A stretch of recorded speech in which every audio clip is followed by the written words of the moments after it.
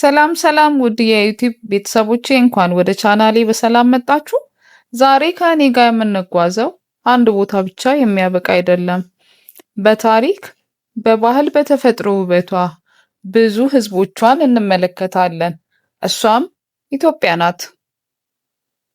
ኢትዮጵያ ስንል የሚመጣልን ብዙ ነገር አለ። ታሪክ፣ ባህል፣ ቋንቋ፣ ምግብ፣ ሙዚቃ፣ ተራራ፣ ሐይቅ፣ ከተሞቿና ህዝቦቿን ታሪኳን እንመለከታለን። ስለዚህ ከጥንታዊ ታሪካዊያ ጀምረን ወደ ታላላቅ ቅርሶቿ፣ ወደ ባህሏ፣ ወደ ተፈጥሮ ውበቷና ወደ ዘመናዊ ከተሞቿ አብረን እንጓዝ። ቪዲዮውን እስከ መጨረሻ ተከታተሉኝ፣ ምክንያቱም በጉዟችን ውስጥ የሚያስደንቅ ነገር እናያለን። ኢትዮጵያ በአፍሪካ በጣም የቆዩ የሰው ልጅ ታሪክ ከሚታይባት ሀገር አንዷ ናት። በኢትዮጵያ የሰው ልጅ አጥንት መገኛ ሀገሪቷን በዓለም የሰው ልጅ ታሪክ ውስጥ ልዩ ያደርጋታል።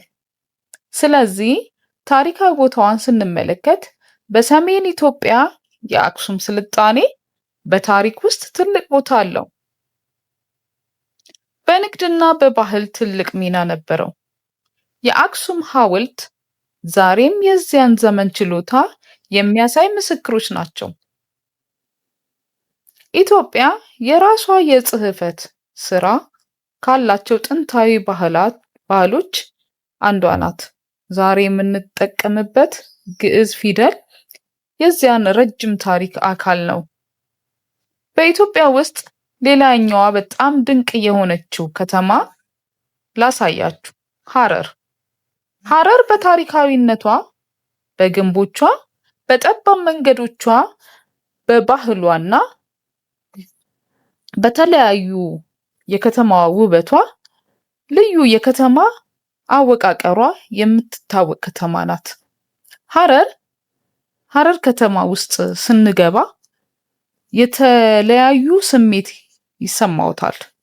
ጥንታዊ ቤቶች፣ ባህሎች፣ ገበያ፣ ታሪካዊ ግንቧ እና የሐረሪ ባህል የከተማዋን ልዩ ያሳያል። ሐረር የግንቧ የባህል መስተጋብሯ የቆየ ከተማ እና የሐረሪ ባህል የከተማዋን ልዩነት ያሳያል። ሐረር የንግድ ከተማ ናት። በዚህ ከተማ ውስጥ የተለያዩ ባህሎችን ተገናኝተውባታል። ይህ ሐረርን በኢትዮጵያ ካሉ ልዩ ታሪካዊ ከተሞች አንዷ ያደርጋታል። ኢትዮጵያ በአንድ ቋንቋ ወይም በአንድ ባህል የምትገለጽ አይደለችም። በሀገሪቷ ብዙ ቋንቋዎች፣ ብዙ ባህሎች፣ ብዙ የአኗኗር መንገዶች አሏት። የልብስ አለባበስ፣ የምግብ አይነት፣ የሙዚቃ፣ የዳንስ አይነቶች፣ የባህል አከባበር ከአካባቢ ወደ አካባቢ ይለያያል። ኢትዮጵያ በታሪክ ብቻ አትታወቅም፣ በተፈጥሮ ውበቷ ትደነቃለች።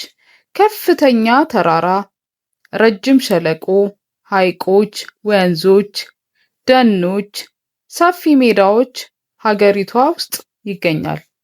በሰሜን ኢትዮጵያ ተራራማ አካባቢዎች ድንቅ የተፈጥሮ ገጽታ አላቸው። በሌላ በኩል የአባይ ሸለቆ የብዙ ወንዝ ገጽታ ያሳያል።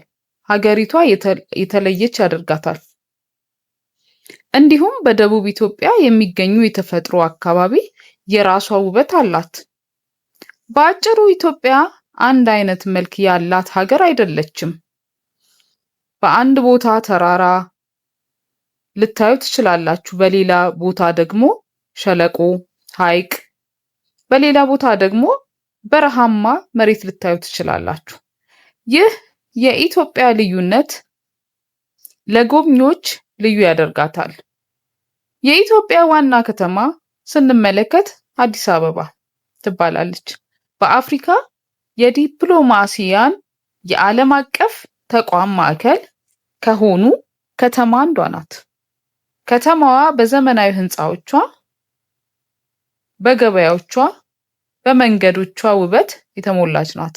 ነገር ግን አዲስ አበባ በዘመናዊ ከተማ ብቻ አይደለችም። ታሪክና ዘመናዊነትን በአንድ ቦታ የሚያገኙባት ከተማ ናት።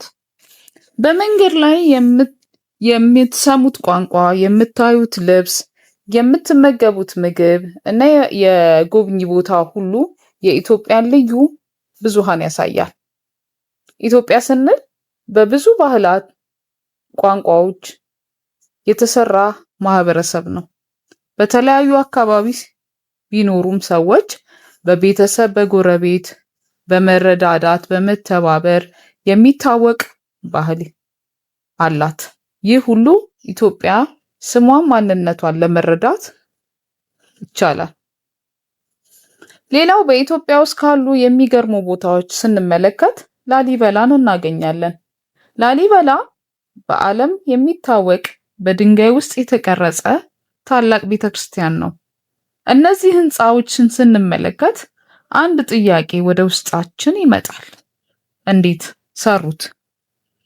ከድንጋይ ላይ በመቆም በቅርጽ፣ በትዕግስት እነዚህን ህንፃዎች በተፈጥሮ መፈጠራቸው ሰዎች የራሳቸውን ችሎታዎች ያሳያል። በላሊበላ የሚገኘው የድንጋይ አብያተ ክርስቲያን የኢትዮጵያ ታሪካዊ መንፈሳዊ ቅርስ ናቸው። ላሊበላ ላይ ስንቆም የምታዩት ድንጋይ ብዙ አይደለም። የብዙ ትውልድ ስራ፣ እምነት፣ ትዕግስት፣ ታሪክ ነው። ውድ ተመልካቾቼ ኢትዮጵያ የባለ ብዙ ታሪክ ባለቤት ናት። ሆኖም በዛሬ ቪዲዮዬ በትንሹ ቢሆን አይተናል። ቪዲዮዬ ላይ ከወደዳችሁ ላይክ፣ ሰብስክራይብ አድርጉ። እስከ መጨረሻ ስለተከታተላችሁኝ አመሰግናለሁ። ቻው።